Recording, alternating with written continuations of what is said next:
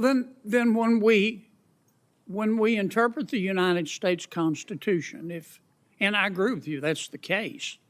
I'm just asking you whether you think it ought to be the case. Then when we interpret the United States Constitution, why do we let lawyers do it? Why don't we just hire history professors? The history that judges are looking to in interpreting the Constitution and other statutes is primarily legal history. It's not something like, a biography of George Washington. It's instead things like statutes or, debates about statutes, the Federalist Papers.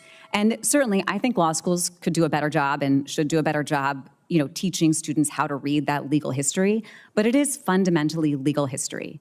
And then the task the judges have in reading that legal history is to draw analogies between that legal history and our modern times. And that analogical reasoning is, I think, a fundamentally lawyerly task the judges are particularly skilled at.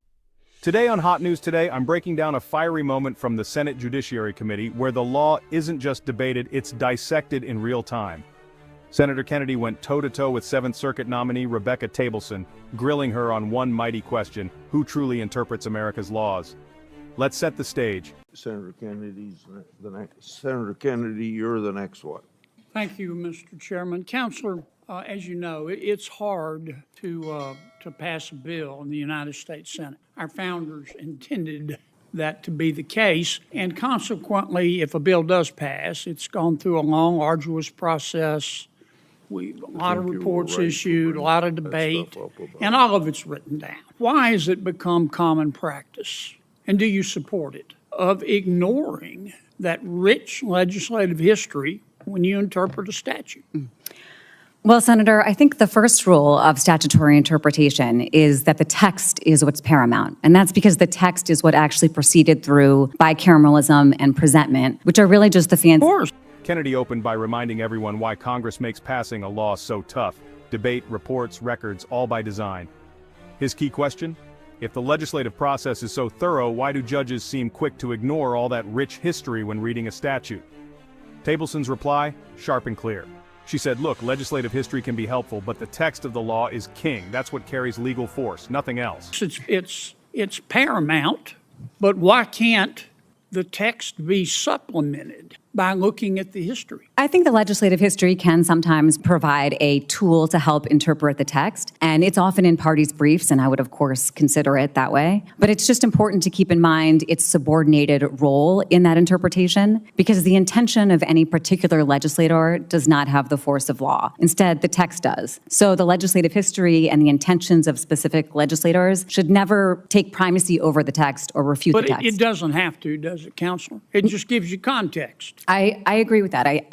When you interpret a statute or write a brief and you think that the language is plain, aren't you tempted to go look at the history just to make sure that your interpretation is correct? It depends, I suppose, on the particular statute and the nature of the history at issue and the question. But don't you want to just go take a peek? You look at the language and you say, well, this is as clear as thunder on a summer night. But maybe I'll just take a peek at the legislative history to make sure that I'm not out in left field. And the Supreme Court condemns that, does it not? The Supreme Court does not uniformly condemn that, and there are certainly cases where legislative history or statutory history has provided a tool. Sure, they do. I mean, originalism and I'm not saying they're wrong. Please don't misunderstand me. I'm just trying to understand your perspective. Originalism and textualism is an accepted even by the left of center justices. And I've read opinion after opinion, lower courts as well, where they say, well, legislative history, we can't rely on it. Legislative history cannot be relied upon to trump the language of a statute. And so when the language of a statute really is that clear, Senator, there's not that much, and it bears directly on the question before the court. But Kennedy wasn't done. He pressed, shouldn't judges use legislative history to add context, not override the law, but just clarify it? Taibleson agreed, up to a point. Sure, context matters, but it can't outweigh the actual words written in the law. And just because a statute sounds clear doesn't mean a judge shouldn't double-check the history behind it. Then Kennedy dialed it up, asking, doesn't the Supreme Court shoot down the use of legislative history? Taibleson pushed back. Not always, she said. Sometimes the court does use it, but never as the main event. Kennedy fired back with the rise of originalism and textualism. Judges who say history plays second fiddle to text, period. Well, let me ask you something. Does the Supreme Court sanction looking to the Federalist Papers and interpreting the Constitution? Yes. Why isn't that legislative history? The process for ratifying the Constitution is, of course, different than the bicameralism and presentment process that applies to statutory text. The Constitution was, of course, publicly ratified.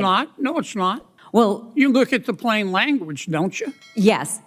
But in looking at the plain language, the question we ask is, what was the original public meaning of that language? And in the case of the Constitution, the original public meaning is elucidated by the debates surrounding its ratification. And those debates are really captured in the Federalist Papers, the Anti-Federalist Papers, the ratification debates, the notes from the Constitutional Convention, documents like that. So those documents can bear directly on the constitutional text in a way that is more legitimate necessarily than the, statement of an individual legislator would be vis-a-vis a statute. The debate got deeper. Kennedy brought up the Constitution and the Federalist Papers. If those documents count for constitutional debates, why not hire history professors instead of lawyers? Taibleson countered, judges aren't just reading history, they're applying legal reasoning. That's why it's a lawyer's job. Well, then when we interpret the United States Constitution, and I agree with you, that's the case. I'm just asking you, whether you think it ought to be the case. Then when we interpret the United States Constitution, why do we let lawyers do it? Why don't we just hire history professors? The history that judges are looking to in interpreting the Constitution and other statutes is primarily legal history. It's not something like, a biography of George Washington. It's instead things like statutes or, debates about statutes, the Federalist Papers.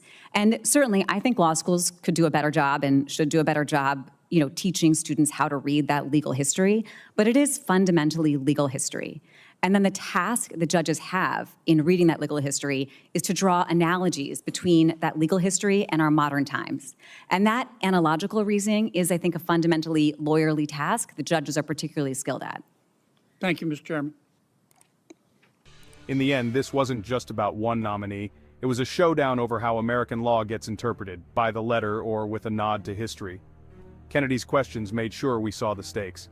If you found this as eye-opening as I did, hit like, share, and subscribe to Hot News Today for more bold moments straight from Capitol Hill.